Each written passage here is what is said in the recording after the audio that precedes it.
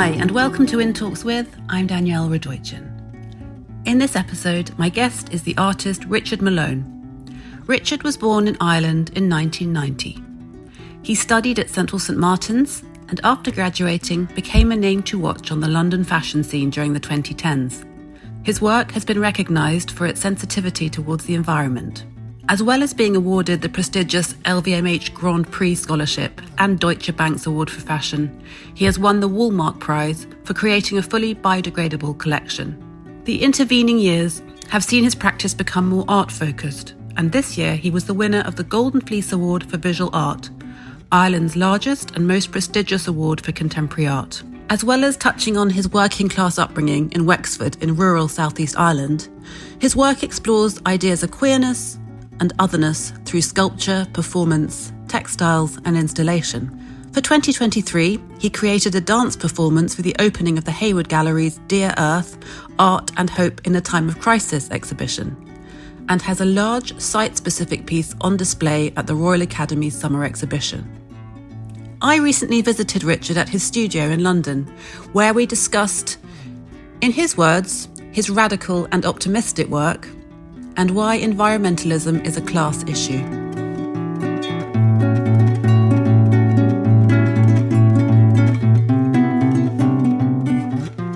Hi, Richard. Hello. How's it going? It's good, very good. Quite warm, but otherwise warm. good, yeah.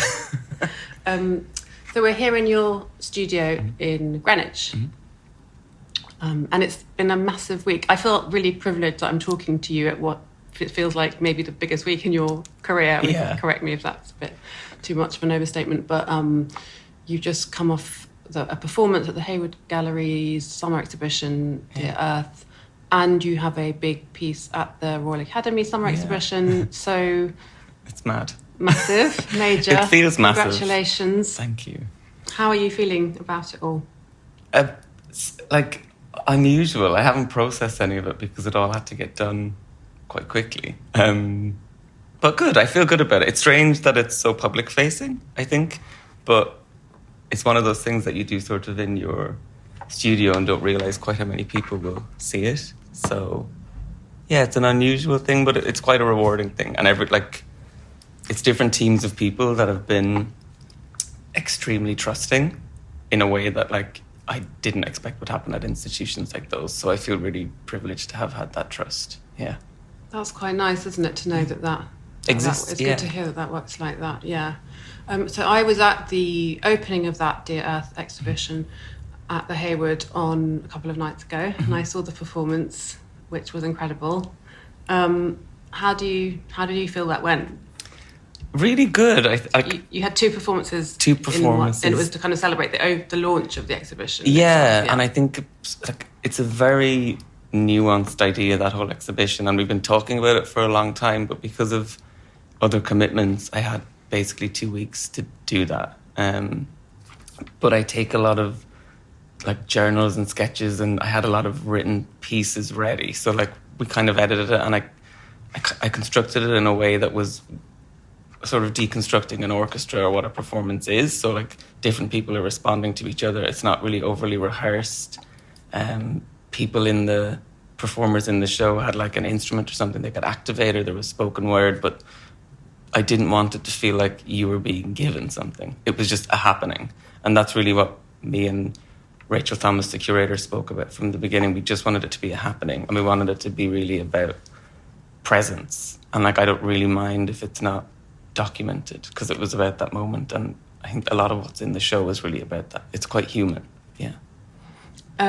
I should say the full title of the exhibition is Dear Earth, Art and Hope in a Time of Crisis. And I think that title's important because the exhibition is focusing on the environmental crisis, but specifically art's response to that. But what I think feels particularly modern and perhaps particularly now is that there's a positive message. Yeah.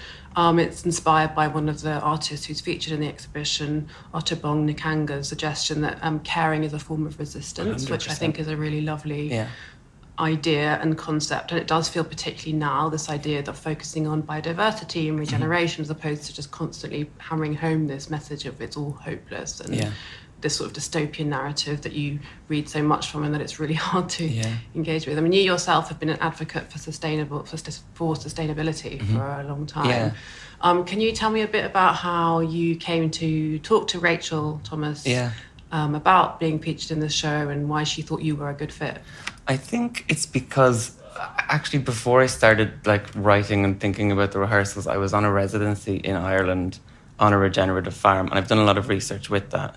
And I think previously I've had a lot of work in fashion or garment making, but it's always starting from the point of not overproducing, and that's something that people just can't seem to get into their heads. So although it's a hopeful show, like I can feel quite disappointed about it because we went through a pandemic in that time and no one was really talking about that when I first started. And it's all of these things that are overlooked in terms of regeneration and how connected it is to culture.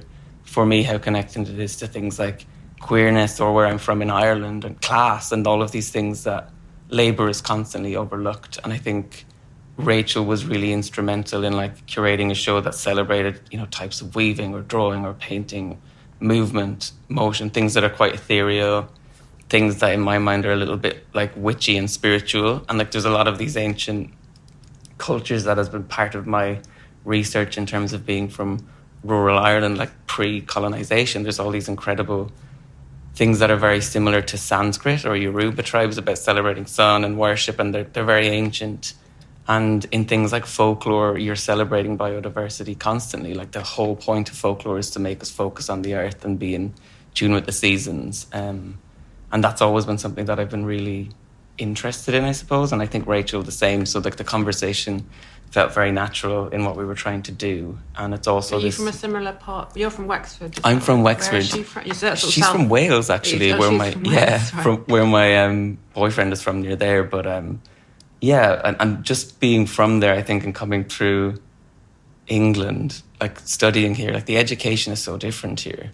And I think, like, in what kind of way? I think it's very production driven and sort of capitalistic. And I remember being in St. Martin's and like you mentioned, like someone would say something like maybe they'd want to use some images from like the Troubles in Northern Ireland because people looked cool. People thought that image looked cool, or like Pony Boys or something, these famous versions of Ireland. And I'd be like, you absolutely can't do it. Like, that's absolutely wild. And people hadn't really realised there was like a civil war in our lifetime. That's kind of, the implications are ongoing. So I'm always sort of thinking about that. And thinking about a broader context and the actual implications or meaning behind the image. And how it's maybe linked to colonisation. Like, you've got a devolved government in Northern Ireland at the minute, and that's definitely linked to the ongoing sort of struggle. And like, I think for me as well, this ethereal thing of like a collective consciousness. Like in Ireland, we've had these votes in the last 20 years that are for gay marriage and for female reproductive rights. And that changes the consciousness completely. So it's such a different country that's like a very transient thing that accepts people and it's very different, I think, when people vote to accept people. That's just strange. That's very democratic. So I think here it feels quite different. Like we're going through such a turmoil in terms of like the environment or rights, trans rights, anything like that. And it doesn't feel like there's the anger on the streets that you would get at home. And maybe that's because it's such a small country, but you realise in these conversations that everything really is linked. And care is a kind of, I suppose it's something that's hopeful, but it's also something that's quite radical. Yeah. So in the performance from the exhibition opening, the dancers who are from Claude Ensemble were wearing costumes or dresses designed by yourself. Yeah. And I haven't been to the RA yet to see the summer exhibition, unfortunately, but I've been looking at pictures of your piece there, and there's a similar aesthetic 100%. going on in terms of the fabric use. This sort of reminds me of a auditorium curtain or like a rippling curtain, and this sort of almost shiny fabric. I was interested to understand why you work with that fabric and that kind of folding and rippling effect. Could you just talk a bit about that? I'm very interested in regenerative agriculture. I'm interested in really natural fibres, but I've been doing this for so long that I'm not naive to the fact that so many fabrics exist. So if we were to create everything from natural fibres on the scale that synthetic things, it's not sustainable either. It still uses really extractive resources. So in more recent years, I'm trying to use what already exists or get it from dead stock, or like use stuff that we have in the studio that's been around before. And they're these sort of jersey fabrics that might be used for like sportswear or something, or like cheaper clothes. And I find that quite interesting in the narrative of class where I'm from, because that sort of fabric isn't usually desirable in the context of major institutions in the fashion world either. And so I'm it's always sort of synthetic fabric. yeah, it's like, and they're either recycled polyester, or they'll be dead stock, or they'll be like sourced from a company that has stock of them and they're trying to get rid of. And I've always have that parallel of going like, should I be launching something new, making something new, or can I just use what's already there? And also then the end game of it, like, is a piece of art or a mobile or a sculpture, there's one of. And nearly everything I make, there's one of. You know, like people think it's made on scale because of the context of it, and it never is. And the sort of ruching and the stitching is something I'm fascinated by, because my work's taken a lot more seriously than I ever expected it to be, in terms of institutions and things. And that comes from where I grew up, really. Like, it's those working class rural environments are extremely gendered. And if you're someone who doesn't necessarily feel like you fit either of those things, or you acknowledge just the performance of both of those things. So I learned to sort of stitch and sew with my grandmother, who was a seamstress for the local hospital. And then further back, you know, she didn't get an education, and like a lot of Irish women didn't, or Irish men at that time. But then I worked with my dad on building sites, and that was very much about like steel and concrete and plaster and masonry paint. And those tactile languages, making something that's respected as art, feels quite radical as well, because it never is. And it really is a merging of those two worlds, and it's all hand stitched. And so like people look at it, and because it's so, I don't know, maybe it looks refined to people who don't sew, but like it's very, I don't know, it's a very difficult thing to do, to make something look effortless and have that level of detail and stitch. So that's, for me, it's like respecting that and understanding, trying to communicate to people that, you know, my learning in terms of colour and form and shape are things that are slightly maybe abstract, or they're a bit more transient, or in these places that live between disciplines. That comes from where I grew up. It doesn't really come from my education. It doesn't really come from the institutions that I'm a part of. And that's not to say that they're not important, but like, it's kind of valuing where you're from in a way. And it's a very rare place to be from. The longer I'm here, the longer I'm, you know, in these institutions or in these conversations, and certainly through like working a bit in fashion, you realize how rare it is to have that background. And I've never wanted to fetishize it. I've never wanted to be like, here's pictures of the street we grew up on or whatever. Like, here's a pattern, like looks like my dad's outfit, you know, like building outfits or whatever. It's like we can actually use that as like a really beautiful tool. I think it is really beautiful, the place where I'm from. So making that inherent to the work feels quite radical and optimistic.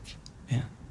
Why do you say you feel surprised that by the amount of acceptance you've had from these institutions, as you call them? I don't know. It seems wild. Like, it seems like it shouldn't have happened. I don't know. Like, it just, because I've always been very random, and I've always been an anomaly. Like, I'm very used to like where I'm from in Ireland being like an anomaly, and like having what would be strange interests, and somehow that being embraced. And then even when I went through St. Martin's and stuff, I was always doing odder stuff. Like, I would make animations or performance pieces, or, you know, it was just really about leaning into what I sort of believed in. So yeah, it's odd. And like, even me and my boyfriend are both very like working class, and we always felt like, this is so strange. And you feel a weight of responsibility sometimes when you leave. And when I finished at St. Martin's, like, we had the old fees, so if the fees had went up, I couldn't have gone. And now I'm in a position where like my own family can't have the same education as me, and that's really weird.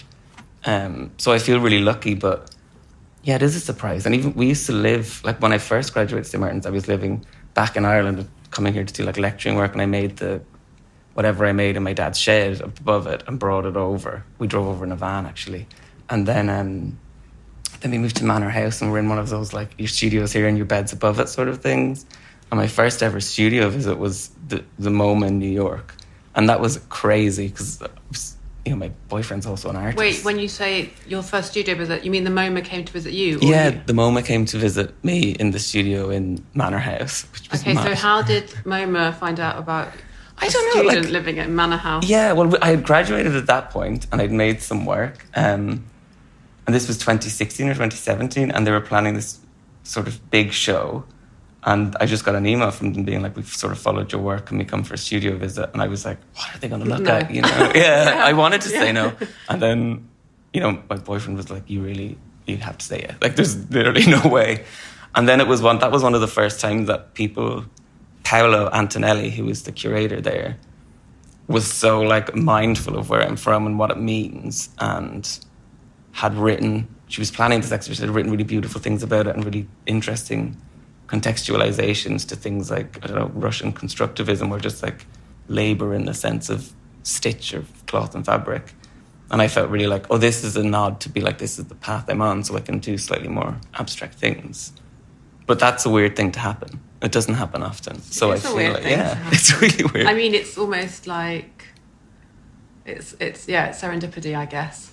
That's the thing that's been happening to me all the time. And it's the same with like my grandmother, who passed away in 2019. She used to tell me stories of Eileen Gray, who's from Wexford. And I'm obsessed. Like, the work is incredible. You did some exhibition exactly around her work? Yeah, but I was after... Someone had approached me to do a show there, and I was at her house, which is like one of the most... The one in Ireland? No, the one in south of France, yeah. And it's like this iconic building that they were finally finished, and they were like, oh, can you do a show there? And I'm like, that's a weird thing to ask after my grandmother passed away. So I think there's some sort of serendipity there. And then I think it's really obnoxious to do a solo show there. So it turned into this conversation with Eileen Gray. So we curated... other Irish artists who I thought have this thing that I find hard to explain, but it's like a language in your identity that's quite radical, and it doesn't need an explanation. It doesn't lean on sort of tropes. And that then travelled, and it was people like Niamh O'Malley, who represented Ireland at the Venice Biennale, and all these amazing people said yes. And that kind of happened because we had the pandemic, and I was basically made director, curator, everything. So I was able to just get on kind of a WhatsApp call or a Zoom with these artists and go, I think this will be good, but you just have to trust me and send me the work. And we moved the work along like the house at Eileen Gray's villa. It was like a mile walk with these pieces of steel or really precious ceramics, and installed them. And it felt like this crazy thing. And even I designed this rug with traditional rug makers in Wexford. And when we rolled it out, it fit like perfectly around the furniture how Eileen Gray had intended it. So it was this really strange thing.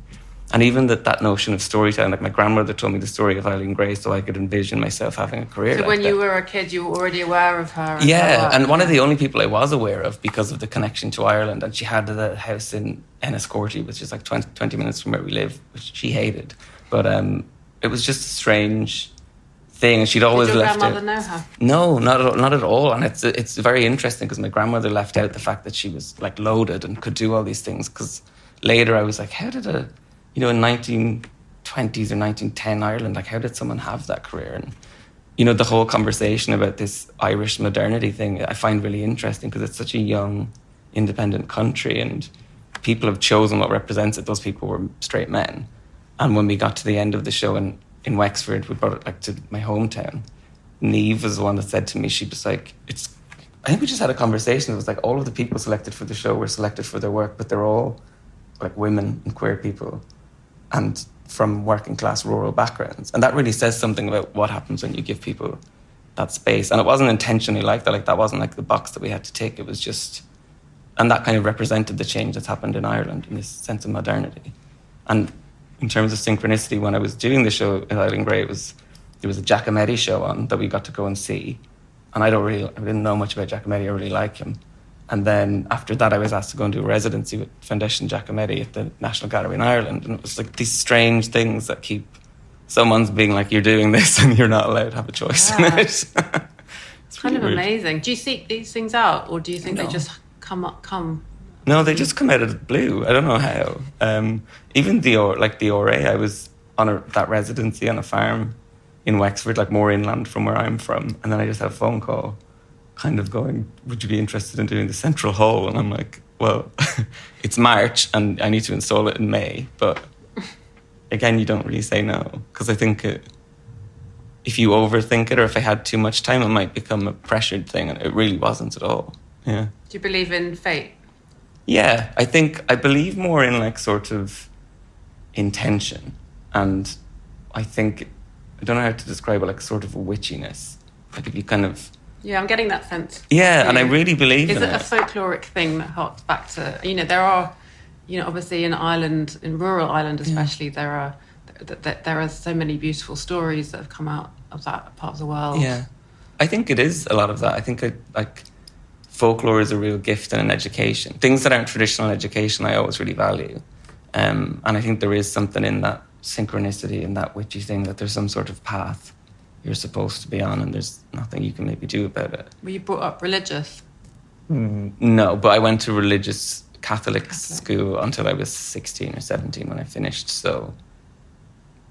But I don't think my family are really religious. I think it's always like there's a respect for it, but I don't think that in Ireland God means God. Do you know what I mean? It's like the universe, because when they were trying to spread Christianity or Catholicism in Ireland, they always had to do it near water. That's how you have like all of these watering places, because the original set, like Irish people, were there because they worshipped the other world, which was a place that you went through to access like something else. So, and the Irish language, like there's amazing words for things that are not really described in English. So like cottonine, I think, is like a bit of a spark of electricity or something that comes off a bit of dust, and it's like there's words for that, and there's 32 words for grass, and they all mean something different, and it's connected to agriculture, it's connected to labour.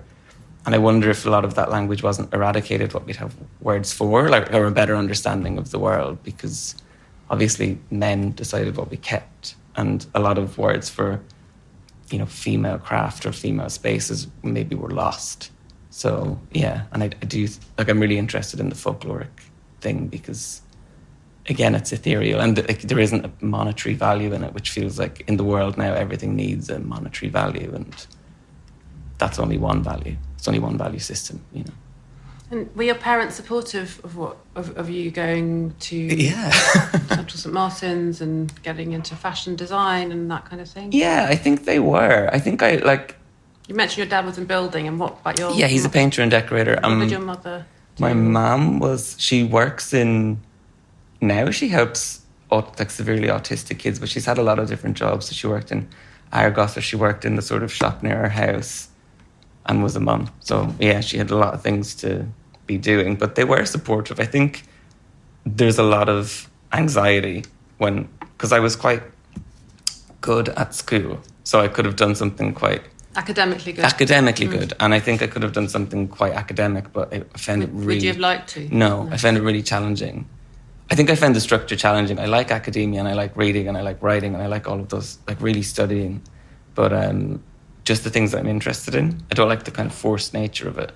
And I think there was definitely apprehension because we don't have a framework for someone studying fashion design or fine art. Because when I applied to St. Martin's, I really thought they'd put me in sculpture because of what I had in my portfolio. So it's like, what am I doing here? So you did a lot of art? Yeah, I did. And I did my A-levels or leaving cert, it's called in Ireland, quite young. So I sort of started that when I was 16 and finished it when I was 17, and then did like a FETAC course, which is like an art course for people like who don't really know what they want to do.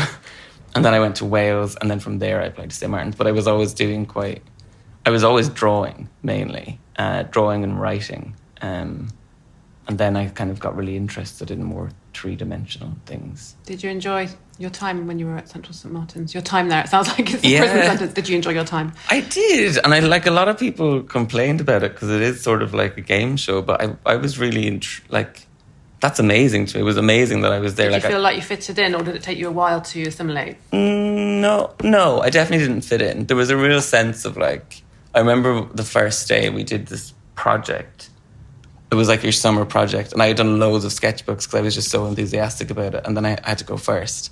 And firstly, they didn't really know what I was saying because of my accent, and they were just like, "Oh my god, what has happened here?"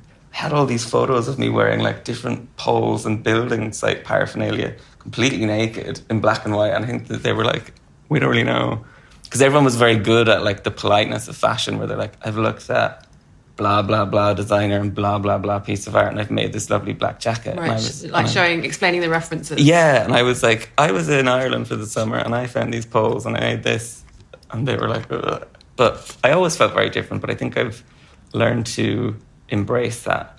It seems like you've got a lot of confidence in your ideas. And have you always had that? No. sense of... No. And at what point did you get that confidence? I think in St. Martin's, they actually really encouraged that. I didn't spend a lot of time in the library until I did my dissertation, but I was never like a referencer. I don't have, images of other things around. I have enough in my memory bank or my experience bank to work from. So I think they were just like, do that, just do what you do. And the more I feel connected to like what I was doing as a child or a teenager, the more it feels authentic and kind of real, because you can get carried away with references. And it's very, I think now with the way social media operates, it's copying's really acceptable. It's kind of cool to do something that looks like it was from the 90s or the noughties. And to me, that's really reductive and silly. And I don't mean that as an insult to people that do that. I mean, like, you can do a lot better, like just because it's cool, you shouldn't lean on the safety of it. And I think that's never been what I wanted to do. So I always had that struggle in fashion, because there's people who love that and think that's really good. But I think that structure and the cycle of it is the problem. It's why people feel really confined by it. Yeah. That's a really interesting idea. And when you left, I think you graduated in 2014. Yeah. And I don't know how, I think it was quite quickly, 2015, because you got picked up by Lulu Kennedy at Fashion East. Yeah. As part of a collective of designers, which is always a bit of an accolade. Yeah, it felt like that. And then you were showing at London Fashion Week. Yeah. And I think one of these funny things about that is like, I chose fashion, I think, because of that pressure of having a job. But I didn't really make any collections until my graduate collection, because I had to get the degree. And then that sort of spiraled into like, I got a job offers when I graduated, but I'd already worked at one of the big companies in Paris in my placement year, and I was just like, this is soul destroying. Like, why? And I think it wasn't for you. It wasn't for me, and I think it's that thing. We never had any money, so money was never the value that you put on something. So I'm very grateful for that. Like, it was never, if someone offers you 100 grand, you just do it because it's 100 grand. You don't need to live like that, and you don't need to kind of structure your life like that. So that's one of the lessons I'm most grateful for. But yeah, and it did feel like an accolade, because in fashion, that's like an important thing. I don't really know. A lot of the accolades that I get from fashion, I'm like, oh, wow, that's really nice, and I appreciate it. Because you have won a lot of awards. I was looking through your biography, and I was like, wow, he's got like the Walmart Award. That was amazing, because it was like a biodegradable collection you did. But yeah, you've had loads of different awards over the years. And is that going back to maybe that serendipity thing that we were talking about? And that's a strange thing as well, because like the Walmart thing as well was more like a structure of how you do things. So I'm really shocked they chose me, because for the whole thing, I'm like, here's a structure that's in place, and you can work with, different people. And some of it was dead stock, some of it was the intention of being really biodegradable, but more so we had this pack that like people could adapt, because I don't think sharing things is a problem, and I don't want to scale up. I never have.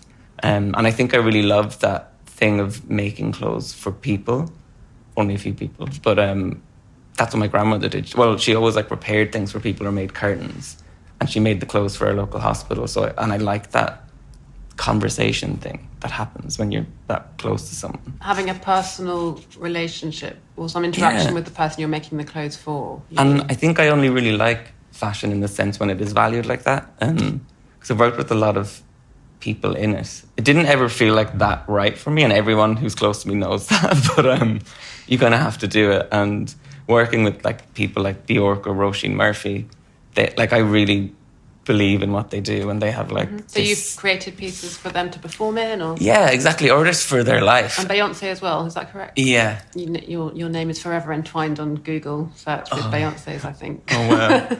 Lucky me.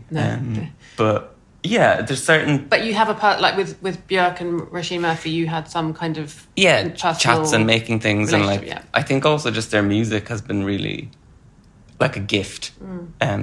And it's one of those things that is artistry, and that's very different. It's not like, it's again that thing of like, you can make music, you can make art that's like people pleasing and easily digestible, and they've never done that. They've always stuck to their own guns and been sort of oddball. So it feels like the right thing to do, even if it was just like having a conversation. Like, they're the type of people I'd like to have a conversation with, because they've always retained themselves and not got lost. And I think that's incredible. What do you think the answer is for younger? I'm thinking about younger people who are really interested in fashion, and you might not have an answer for this because it's quite a big question. But I just think that, you know, a lot of the big fashion companies, there's a lot of greenwashing, tokenism around environmental issues. And young people, certainly there is, for a lot of, you know, young people, they still care. There's this need to consume and just have lots and follow trends and buy lots and lots of stuff, a lot of it cheap, like you think of Shein or all those things. Yeah. But is it about a mind shift, or I think it's... Because otherwise it's always just going to be something that's very, like, a niche group of people who are going to be wearing things in a mindful, environmentally conscious way. And, like, what can be done? Class is a major factor in that. Like, it's all of the sort of environmentalist, influencery people.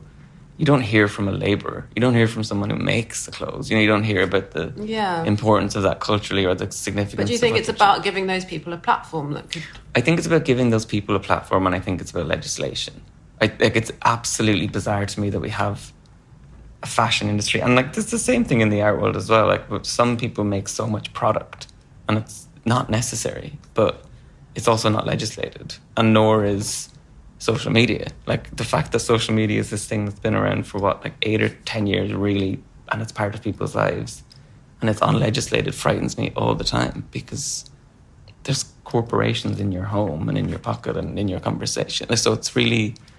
That's really frightening, but I think there's an awareness of it. It's just how do we enact it, because it's such a mess. And everything has these different structures around it that actually people don't want to get rid of. Especially, like, my experience in fashion, even more so. Like, the people, when I first started in fashion, and I'm quite glad that, like, some people were willing to look at it as a practice as opposed to, like, a fashion industry thing or a brand, which it never was. But everyone, like, I mean, the designers, the journalists, the people who worked at the magazines that were allegedly important, the people who worked at the councils that are allegedly important, they lived around Westbourne Grove. They all lived in there. And they could not understand the concept of, like, that's quite radical and scary, that it's that insular. And there's not a problem of that. It's just, if that's the only thing that you're getting, then you're like, and that comes down to, like, the models, the model bookers. They're all from that area, know each other from school. And the more I get into it, and even in the art world, like, they've all been to these sort of private schools and know each other. And I'm just like, this is scandalous. And it's really isolating if you are, like, an immigrant, or if you're someone that doesn't have family here. Like, that concept of, like, winning a prize. Like, if I hadn't won one of those prizes, I don't know where I'd be, because I am reliant on it. And that's strange.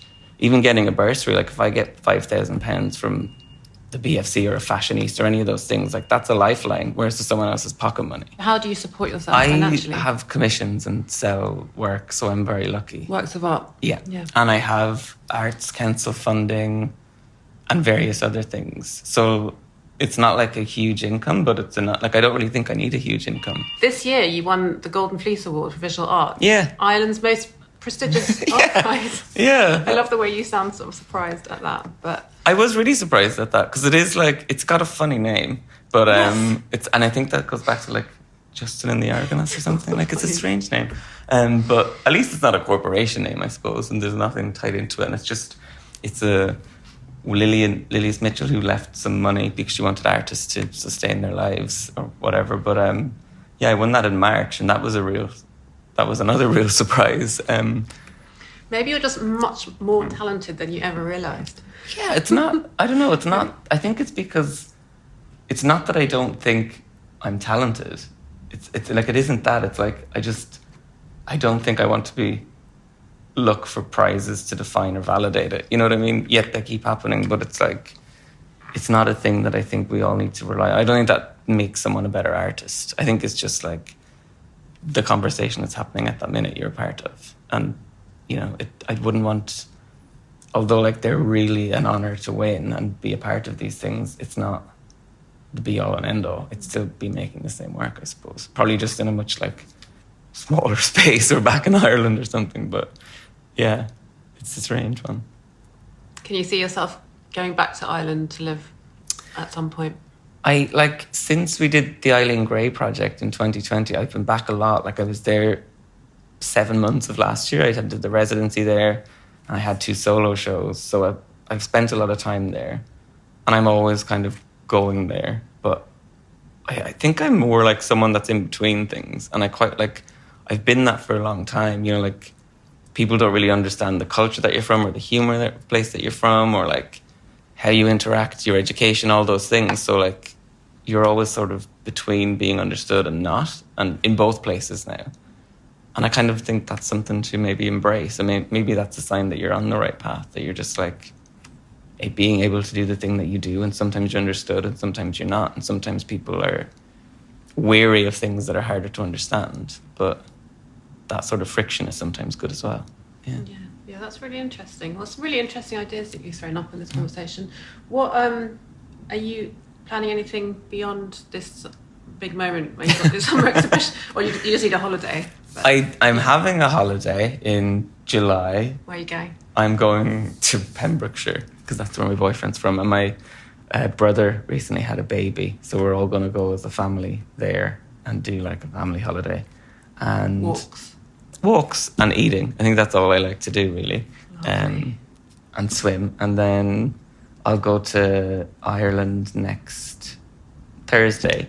Roisin Murphy is playing Trinity College, which feels like a big moment, so I'm going to go to that, and then we'll stay in Wexford and like swim all the time. But I also kind of just want to be in the studio and make work that's not for a big institution for a minute, because I have like studio visits in like some collectors or institution people want to visit, and I'm like, can you come in September maybe when I've made something that isn't on view, you know? What do you think musicians, just a random question that just occurred to me, but why do you think female musicians, I'm thinking about these big sort of iconic women, like you to design stuff for them for stage costume?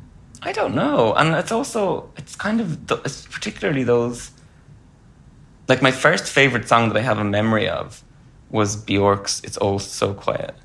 And because as a child I must have been like 5 or 6. And I remember being in my grandmother's house in Wexford town. It was like one of those little 2 up, 2 down houses, but I just go like bonkers off the wall listening to it. I think that's such a gift. So I think there's some synchronicity in that idea, in like not, like they're not people that conform to any sort of standard, but in a way, by doing that, you sort of set the precedent, which they have done. And I think it's that idea. And it's the same thing as when I read that book, 9th Street Women, about the women who invented abstract expressionism, which is obvious. But and the same, that new one, is it The Other Side, with Jennifer Higgy? It's another book about like female artists who were always doing it, but they were very connected to sort of seances in the other world. And I just think, yeah, that whole thing kind of makes sense. And I think as a queer person in that sort of community, female environments are things that I most relate to, because they're extremely protective, and you get to do the things that are sort of, or I did, like more sensitive or more about stitch or sewing or drawing. And also in those environments, women talk about things that are real. I think that's why things like the Repeal the Eighth movement got through, because people talk in person, and sometimes we forget about that level of connection, and conversation changes everything. So I think it's more ethereal things. It's more it's people who've like relied on themselves and been themselves, I find the most inspiring. And that's really like not something you see a lot of in fashion, maybe, or in art as well. Like it's the rare thing to come across. So for people like Bjork or Roisin Murphy, it just feels like that makes sense to me. That's like what I like to listen to. Like we're always listening to that in here. And anytime like Roisin does a gig, groups of us go to it because she's so iconic. All right. Well, thank you so much for talking to me. Thank you. Really loved it. You've been listening to In Talks with me, Danielle Radoichin. The sound and theme music is by Woogie Productions, and the artwork is by Patrick Waugh. If you enjoyed this episode, please pass it on to someone who you think might also like it. Please subscribe and leave a review. To pitch for guest ideas, you can DM me via my socials at Danielle Radoichin. Thanks for listening.